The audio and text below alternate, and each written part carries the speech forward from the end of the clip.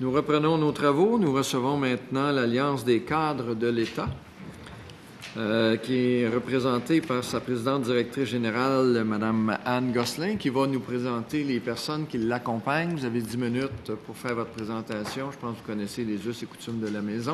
Et après, il y aura un échange avec Mme la ministre et les porte-paroles des deux oppositions. Mme Gosselin, à vous la parole.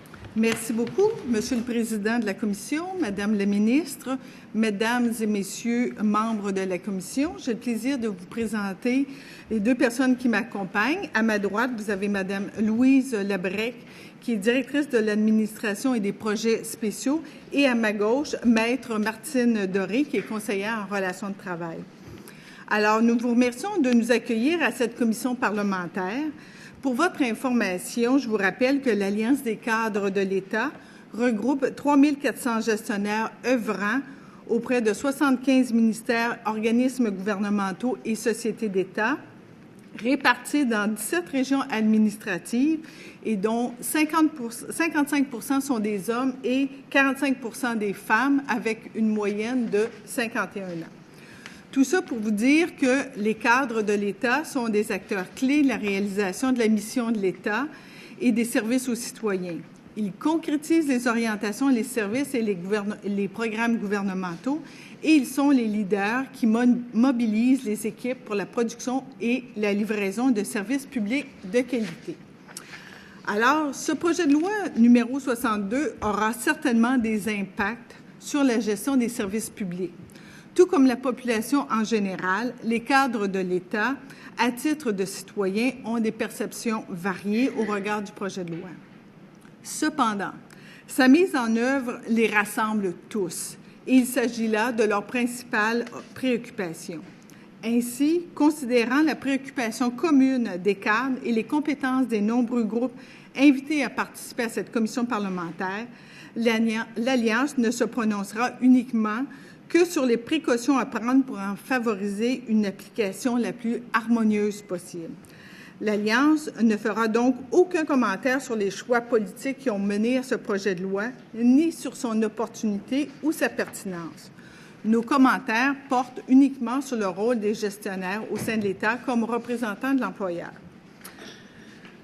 En ce qui a trait aux services à visage découvert, les cadres de l'Alliance sont en grande majorité en accord avec ce principe. L'Alliance émet tout de même quelques recommandations pour enraciner l'application et la gestion des services à visage découvert. D'une part, pour un citoyen à qui est fourni un service, cette obligation doit être largement communiquée et inscrite, notamment sur la déclaration des valeurs de l'administration publique québécoise et sur les déclarations de services aux citoyens des ministères et organismes. De même, elle doit être affichée dans tous les bureaux gouvernementaux dispensant des services aux citoyens. Quant aux membres du personnel dans l'exercice de ces fonctions, l'obligation des services à visage découvert doit être incluse tant à la loi sur la fonction publique qu'aux lois constitutives des organismes et sociétés d'État non soumis à la loi sur la fonction publique. Elle doit être également clairement connue et acceptée lors de l'embauche de tout fonctionnaire. De telles mesures sont, à notre avis, un message clair susceptible d'endiguer certaines difficultés et faciliter la gestion de certaines situations particulières. En ce qui concerne les accommodements religieux, l'Alliance tient à souligner l'accent mis sur la responsabilité commune des parties impliquées à l'article 10 dans la recherche de solutions à caractère raisonnable. Nous saluons également les dispositions prévues à l'article 7 permettant aussi à un organisme public d'exiger d'une personne ou d'une société qui conclut un contrat de service ou une entente de subvention de respecter le devoir d'accommodement. En fait, l'enjeu du projet de loi en matière d'accommodement vise en quelque sorte à assurer la gouvernance d'une société démocratique dans un contexte pluraliste où les allégeances religieuses sont multiples, complexes et à géométrie variable. Or, il est souvent difficile de départager les préférences, pratiques, coutumes et choix personnels qui se sont imbriqués ou qui sont véhiculés par l'une ou l'autre des religions et qui ne reposent sur aucune prescription ou interprétation facilement objectivable. Voilà l'importante difficulté de la mise en œuvre des dispositions sur les accommodements raisonnables. Dans la pratique quotidienne, le travail des cadres consiste en partie à faire des ajustements au regard de la gestion du personnel. Ils sont constamment appelés à effectuer divers arrangements administratifs en jonglant avec les ressources disponibles pour assurer une prestation de service de qualité dans les délais attendus, tout en conciliant au mieux les besoins de chacun. Donc, les gestionnaires exercent déjà ce qu'on appelle leur droit de gérance. Mais si les cadres sont en mesure de juger de l'impact de l'absence d'un employé sur la performance de leur unité administrative, il en est toutefois autrement pour déterminer s'ils sont en présence d'une discrimination fondée sur la religion. La connaissance des différentes religions, pratiques et coutumes varie énormément d'un individu à l'autre. Les gestionnaires s'interrogent légitimement de la façon suivante. Quelles sont les religions reconnues et quelles en sont les obligations ou prescriptions pouvant nécessiter des accommodements? Comment peut-on distinguer un accommodement basé sur un réel fondement religieux d'une préférence personnelle? Bref, il est important de distinguer l'arrangement administratif de l'accommodement raisonnable. Donc, l'Alliance est d'avis que le projet gagnerait à définir ce qu'est un accommodement raisonnable et cette définition est déjà proposée par la Commission des droits de la personne qui tire des enseignements de la jurisprudence et de ses travaux. La Commission proposait la définition suivante. L'obligation d'accommodement raisonnable peut donc être définie comme une obligation juridique applicable uniquement dans une situation de discrimination et consistant à aménager une norme ou une pratique de portée universelle dans les limites du raisonnable en accordant un traitement différentiel à une personne qui, autrement, serait pénalisée par l'application d'une telle norme. Cette définition permet de distinguer les réels accommodements découlant des motifs énoncés par la Charte et la loi. Elle permet également d'évacuer les situations qui relèvent davantage de la gestion de la diversité culturelle, de la préférence personnelle ou d'artifices qui ne doivent pas donner ouverture à un accommodement. À notre avis, certaines demandes formulées sous le motif de l'accommodement, que ce soit par un employé de l'État ou un citoyen, sont davantage des demandes d'arrangement administratif qui ne répondent pas aux critères d'accommodement. Il faut bien les distinguer pour pouvoir les traiter adéquatement. Ainsi, pour une application équitable et harmonieuse du projet de loi, les cadres doivent être en mesure de s'assurer d'être en présence d'une discrimination religieuse et non d'une préférence liée à une croyance qui n'est pas nécessairement prescrite par la religion. En ce qui a trait à l'application de la loi, l'employeur doit mettre en place des processus structurants qui encadrent le traitement de ces demandes. Ceux-ci sont essentiels.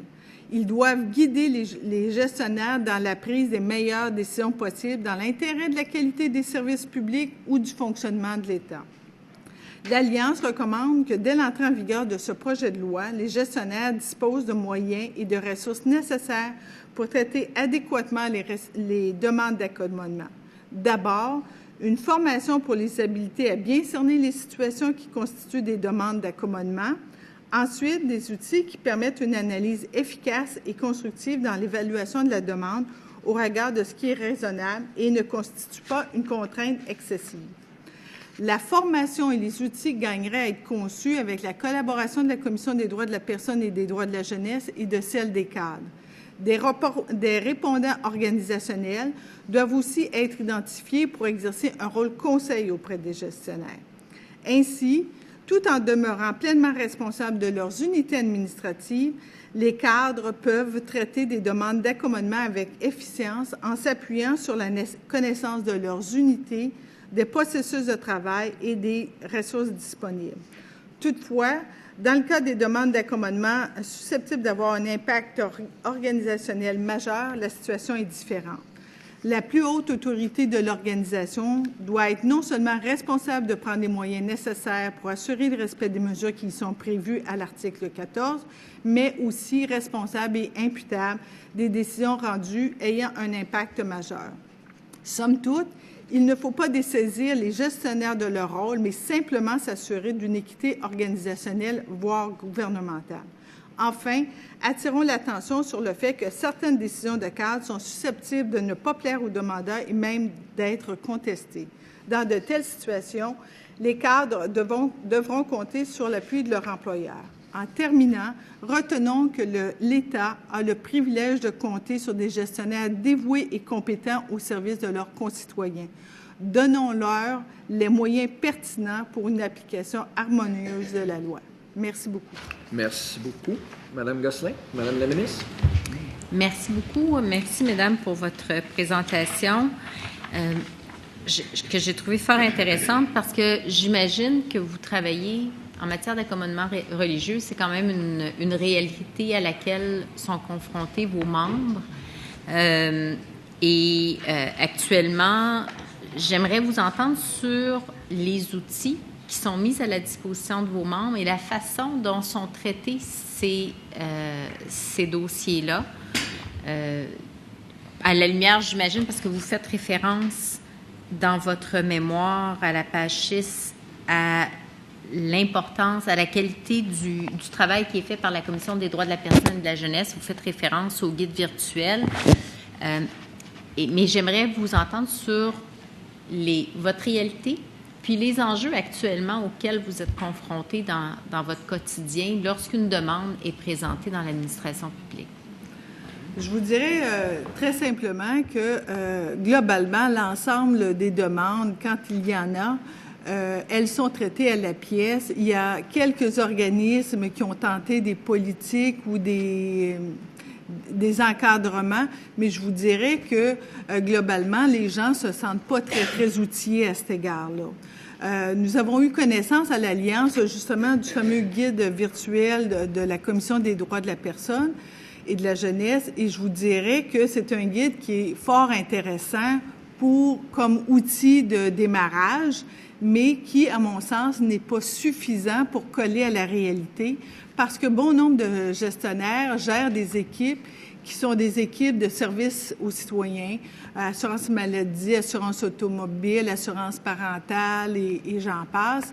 Et donc, souvent, les gens ne connaissent pas vraiment est-ce que la demande qui m'est faite constitue vraiment un élément qui est lié à une croyance religieuse.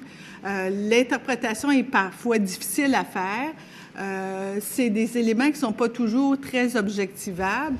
Et c'est là le besoin des cadres de voir des guides qui pourraient les aider à pister les éléments qui sont vraiment du ressort de la religion et non pas d'un ajustement administratif ou d'une demande purement personnelle qui n'a pas d'assise par rapport à la loi. D'accord. Parce que le guide propose actuellement, et savez-vous s'il est utilisé par vos membres? Honnêtement, je vous dirais qu'à ma connaissance, il est très méconnu. Il est peu utilisé. Il y a beaucoup de propositions intéressantes, dont un formulaire à la toute fin qui propose une démarche, mais je pense qu'il y a comme un tour de manivelle de plus qui devrait être fait au regard des services publics dans la fonction publique, parce que toute l'interprétation de ce qu'est une contrainte excessive est parfois difficile à évaluer. Je prends pour exemple un centre local d'emploi, un CLÉ. Dans la région métropolitaine, dans la région de Québec, dans les grands centres, il pourrait y avoir des demandes d'accommodement et on pourrait possiblement y donner suite sans que ça constitue une contrainte excessive, dépendamment de quoi il en ressort, bien entendu, parce qu'il y a du volume en termes de personnes, de ressources. Mais si on se retrouvait à Blanc-Sablon, où souvent il y a des clés qui se limitent à 2 ou 3 ressources, c'est pas une situation qui pourrait être facilement gérée et où, là, la contrainte pourrait effectivement être excessive.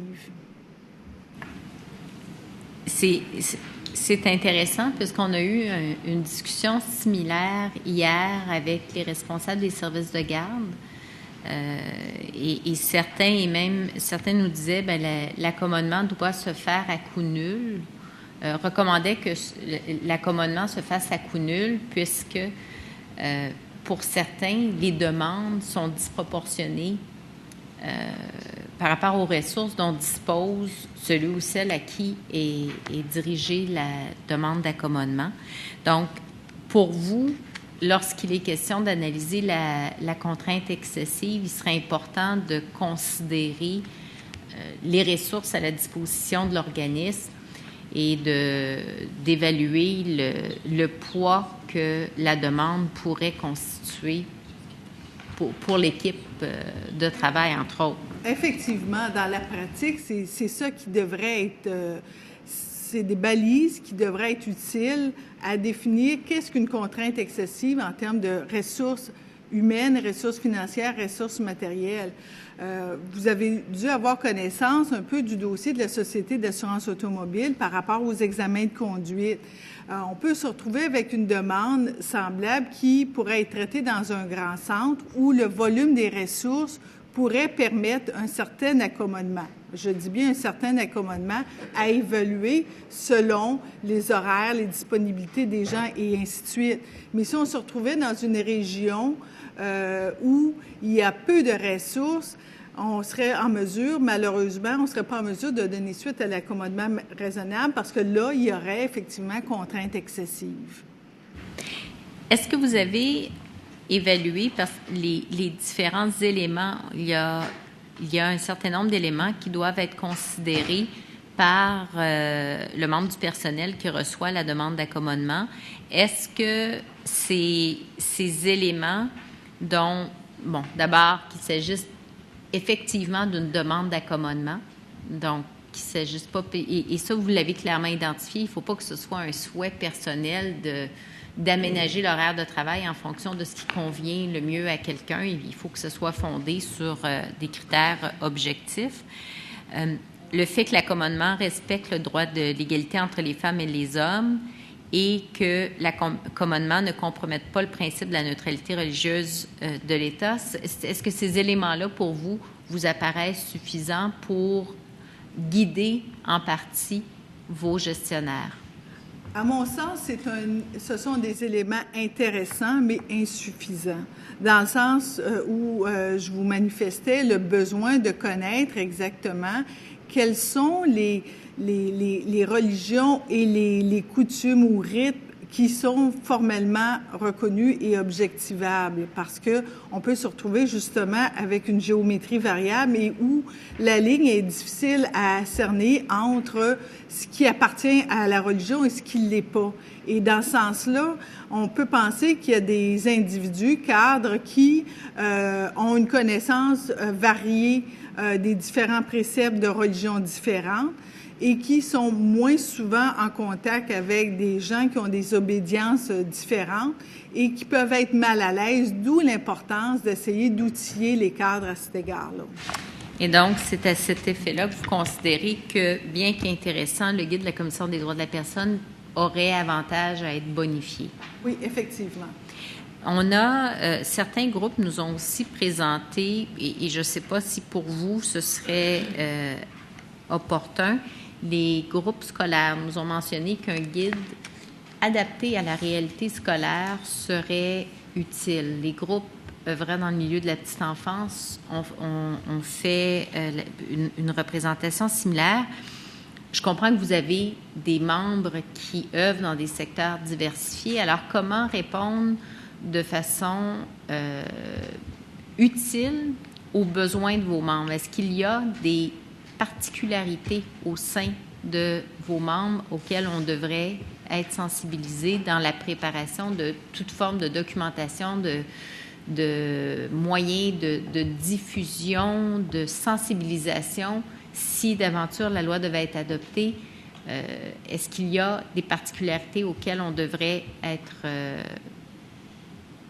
sensibilisé? Je pense qu'effectivement, j'ai entendu les représentations des autres organismes par rapport aux besoins compte tenu de leur clientèle qui est spécifique.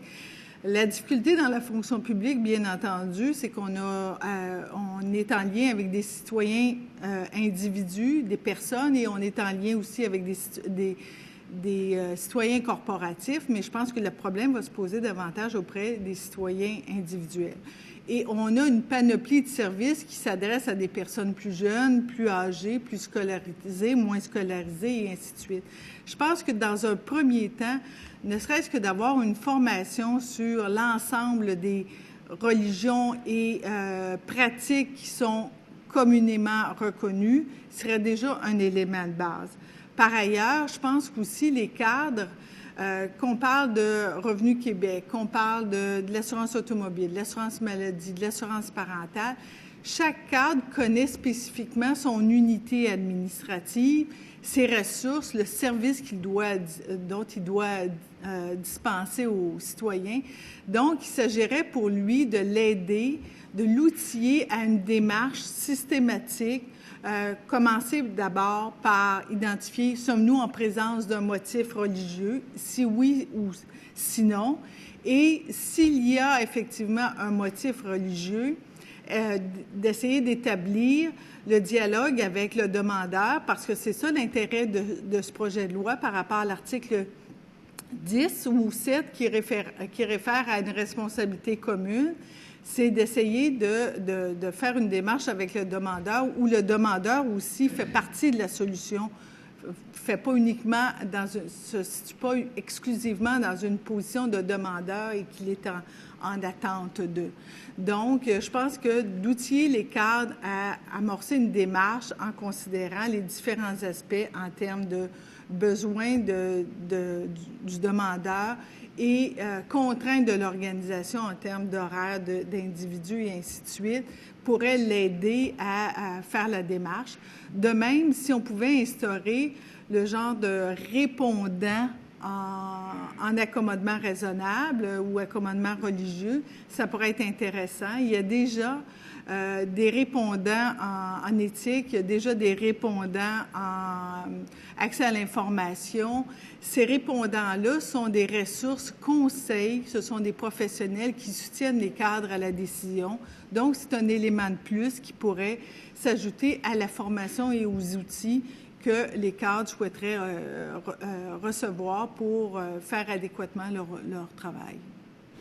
Parce qu'actuellement, vous n'avez pas au sein de vos équipes une personne ressource qui est disponible pour accompagner quelqu'un qui aurait une demande d'accommodement? Non. À ma connaissance, ça se fait vraiment sur le tas au gré des demandes et des volumes qui sont présentés.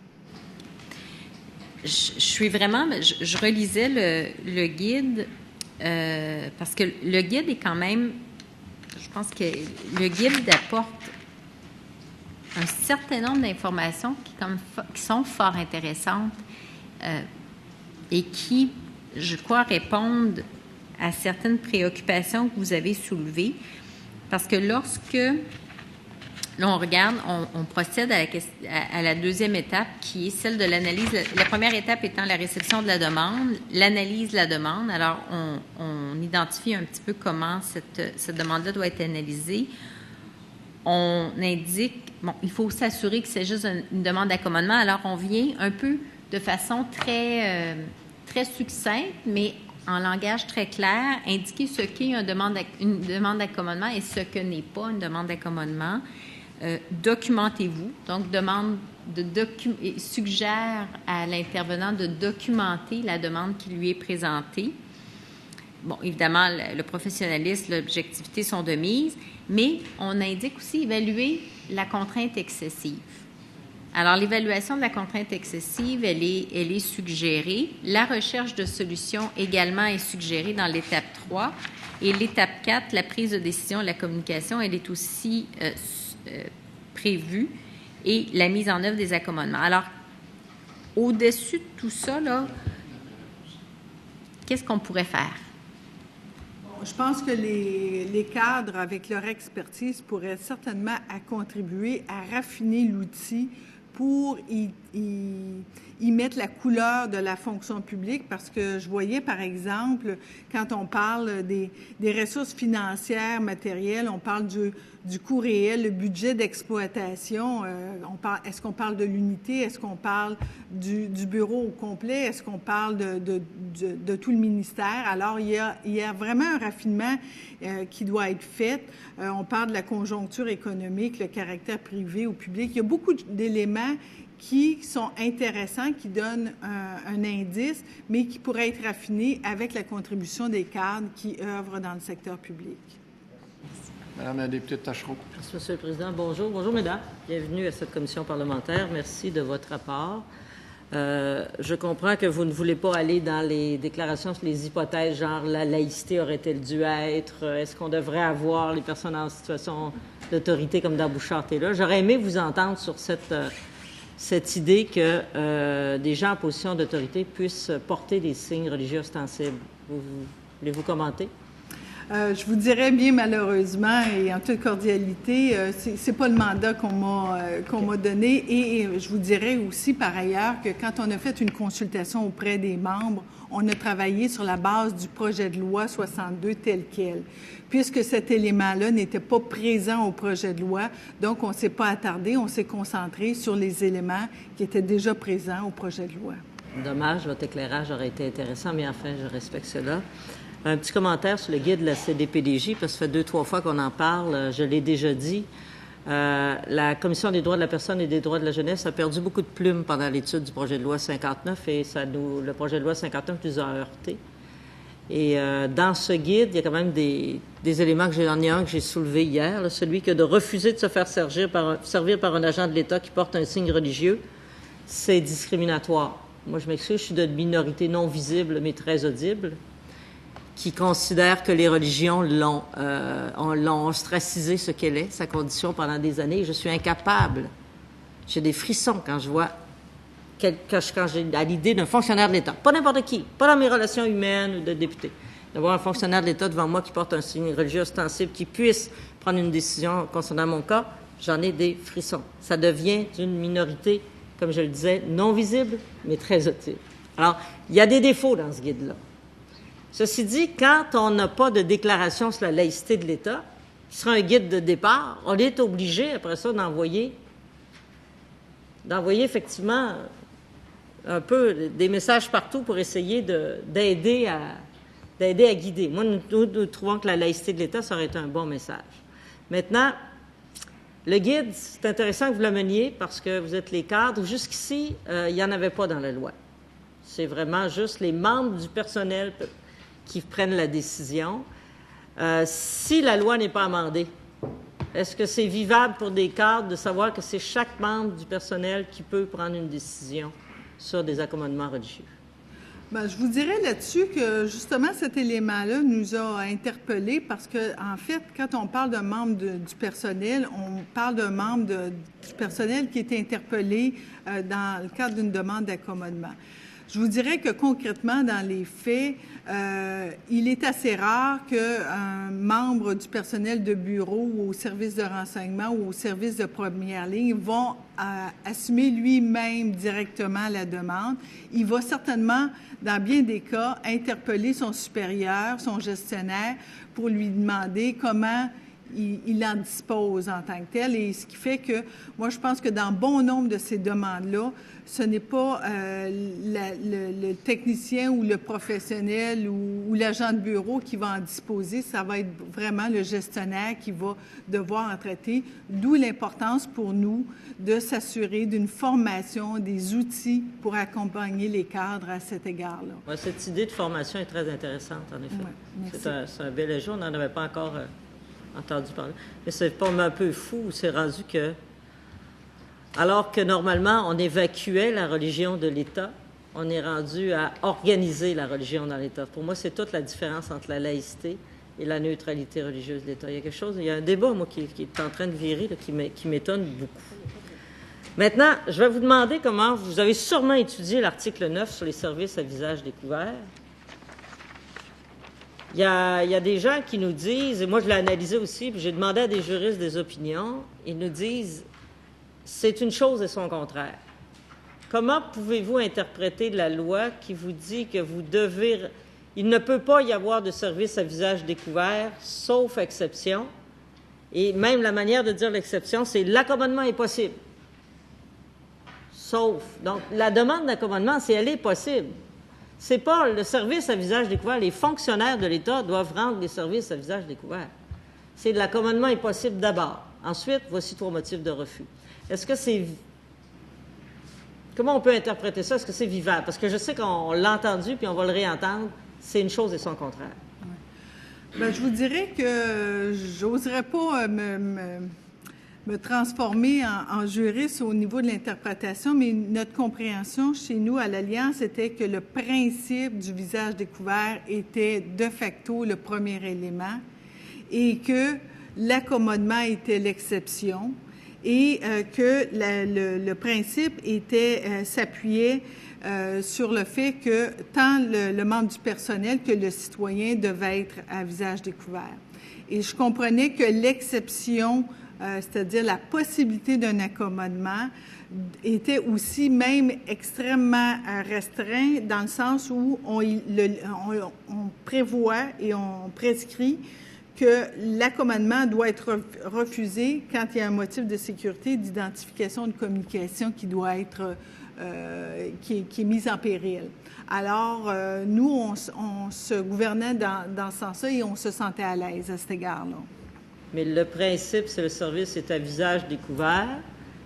Un fonctionnaire doit travailler à visage découvert, mais s'il demande un accommodement, il est possible et voici les seuls 3 motifs de refus. C'est ça qui donne une impression de déséquilibre dans l'accommodement. Mais je vous dirais que, en tout cas, notre connaissance pratique là, du milieu, au niveau des services de première ligne, j'ai pas eu connaissance d'individus, de membres du personnel qui étaient à visage couvert. Et chez nous, statistiquement, il y a 3% de nos cadres qui s'identifient comme étant originaires d'une communauté culturelle de quelque nature que ce soit. Donc, la probabilité qu'on se retrouve avec une situation semblable est assez mince, à mon sens. Oui, la probabilité est mince. On s'est retrouvé, puis je le comprends, puis c'est vrai, mais on s'est retrouvé avec une dame qui a fait une assermentation. Elle n'est pas fonctionnelle, le service était rendu à cette personne qui est arrivée pour une assermentation au Canada avec un visage couvert, avec un niqab. Et ça lui a été accordé, ce que, à mon sens, et sur les mêmes motifs qui sont ici. Donc, c'est pour ça qu'on réfléchit à ça puis à essayer de resserrer un peu cette clause-là. À mon avis, il faudrait le resserrer. L'importance de former, d'informer, d'outiller les gens pour qu'ils puissent rendre une décision éclairée et cohérente par rapport aux enjeux de cette loi-là. Est-ce qu'on ne devrait pas séparer les deux? C'est-à-dire que les fonctionnaires, ceux qui rendent les services, devraient toujours être à visage découvert et puis que l'accommodement serait possible pour les personnes? Bien, personnellement... Parce que moi, je ne vois pas comment un fonctionnaire pourrait demander une exception, là. Je comprendrais mal qu'on ait 2 poids, 2 mesures quant au personnel et aux citoyens. Tout à fait, madame, c'est l'État. On parle de l'État et des citoyens. On peut avoir 2 poids, 2 mesures. Il s'agit là du droit pour un employeur d'avoir une espèce de droit de gérance. Et si on déclare que l'État n'informe, moi, je trouve tout à fait pertinent. Et là, je vais juste avoir... Je m'excuse, mais pour moi, c'est fondamental. L'État peut dire, vous devez absolument avoir le visage découvert, sinon... Je ne pas ce point de vue-là, mais ce que je vous dis, c'est qu'on peut difficilement demander aux membres du personnel d'être à visage découvert quand on ne le demande pas aux citoyens. Je voyais à l'inverse. Ah oui, OK, bien, je vous comprends, mais je ne suis pas d'accord du tout. On va se laisser sur ce désaccord. Madame la députée de Montarville. Merci beaucoup, M. le Président. Bonjour, mesdames. Merci. Je vous écoutais avec beaucoup d'attention et vous parlez du droit de gérance. On parle des cadres ici, des cadres de l'État qui ont à travailler justement en première ligne avec les demandes des citoyens à qui le personnel offre des services. Et j'ai pas pu m'empêcher, je vous écoute et vous dites des choses extrêmement pertinentes. Et j'ai pas pu m'empêcher de penser à cette étude de crédit qui a eu lieu en 2015, où j'ai questionné ici même, ou dans la salle à côté, je crois, le ministre de l'époque des Transports, relativement à une demande d'accommodement qui s'est ramassée devant les tribunaux. Ça a été jusqu'en cours. C'était l'histoire de la pastafarienne qui voulait se faire photographier habillée en pirate avec une passoire sur la tête. Et ça démontrait toute la difficulté d'appliquer le guide. Madame la ministre parle d'un guide qui existe. De toute évidence, c'est une situation qui s'est passée il y a à peine quelques années. Toute la difficulté, puisque cette dame-là, qui prétend qu'elle exerce sa religion en s'habillant en pirate avec une passoire sur la tête, les pastafariens, c'est une religion qui a été créée dans une université américaine pour démontrer qu'on peut créer une religion et qu'elles se valent toutes. Donc, cette dame-là a réussi, elle devait faire renouveler ses cartes, elle a réussi à se faire photographier dans un CLSC à Montréal avec son accoutrement de pastafarienne, et on lui a interdit à la SAAC. Alors, ça veut dire qu'il y a deux fonctionnaires qui ont pris des décisions différentes. Un a accepté l'accommodement religieux, l'autre a refusé. Ça s'est quand même ramassé en cours. Le ministère a dû débourser des sous pour cette décision. Et j'imagine les pauvres fonctionnaires qui ont pris deux décisions différentes pour la même personne dans des situations similaires. La question est la suivante. Vous en faites mention dans votre mémoire de cette crainte qu'ont les cadres ou les employés d'État qui prennent une décision, cette crainte qu'ont les cadres de faire les frais d'une éventuelle poursuite parce qu'ils refusent un accommodement. Parlez-moi. Dans quelle mesure est-ce que c'est réel? Dans quelle mesure est-ce que ça joue dans la prise de décision? Et est-ce que ça arrive, en tout cas, chose certaine, ça arrive dans ce cas présent de la pastafarienne, dans quelle mesure cette crainte de ne pas prendre la bonne décision, de se retrouver dans les tribunaux, pour les fonctionnaires, pour les gens que vous représentez, c'est un problème? Bien, je vous dirais très franchement là-dessus que les gestionnaires sont vraiment à la recherche de formation et d'outils justement pour pouvoir être en mesure de rendre une décision éclairée, d'être équipés pour pouvoir vraiment distinguer les situations où le motif religieux, il est démontré et objectivé en tant que tel. Et je vois bien la difficulté que vous énoncez, d'où l'intérêt aussi qu'on participe au développement de cette formation-là.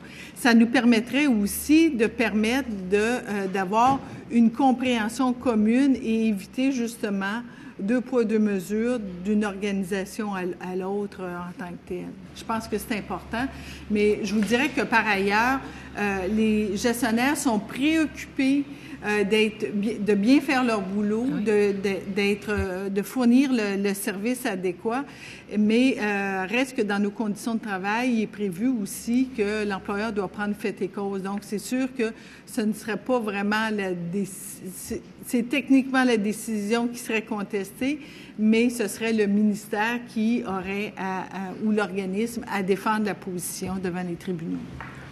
Donc, je comprends de votre réponse que vous manquez d'outils pour le moment, même s'il existe un guide, puisque la démonstration est faite que deux employés de deux ministères ont pris des décisions différentes pour le même sujet, la même personne qui réclamait un service. Par ailleurs, Bouchard-Taylor, recommandation, ça date de 2008. 2008, c'est long, là. J'aimerais savoir si vos gens, les cadres et vos employés sont de plus en plus confrontés à des demandes d'accommodement religieux depuis, et là je ne parle pas d'accommodement raisonnable de façon générale, ne serait-ce qu'une rampe pour une personne handicapée, mais d'accommodement religieux depuis Bouchard-Taylor. Est-ce que c'est une réalité qui entre davantage dans vos fonctions ou ça n'a pas bougé, c'est similaire, il n'y en a pas plus, il n'y en a pas moins? Bien, je vous dirais qu'à cet égard-là, mon impression, c'est qu'on est à peu près dans les mêmes eaux. Puis je voyais d'ailleurs que les statistiques de la Commission des droits de la personne au fil du temps sont assez stables à cet égard-là, ce qui fait qu'on peut penser que c'est un portrait représentatif de la réalité. C'est assez stable. Reste que c'est sûr que la médiatisation qui en est faite quand les journalistes sont saisis de ça, donne un focus ou une ampleur des fois qui n'est pas réelle par rapport au problème en tant que tel, mais qui contribue à rendre peut-être les gens plus inquiets ou plus craintifs à cet égard-là. Pour le bénéfice des gens qui écoutent, quand vous dites les chiffres de la commission sont stables, ça ressemble à combien de demandes annuellement? Je vous dirais que de mémoire, les derniers chiffres qu'on avait regardés au cours des 3 dernières années, c'était environ 3% des demandes qui portaient sur le motif religieux. Et quand on regardait ça sur un espace-temps beaucoup plus élevé, soit une quinzaine d'années, on parlait d'environ 1%. Sur combien de demandes? Merci, Madame la députée de Montarville. Merci. Merci, Madame Anne Gosselin, Maître Martine Doré, Madame Louise Labrec, représentant l'Alliance des cadres de l'État. La commission suspend ses travaux jusqu'à 15 heures où elle poursuivra son mandat.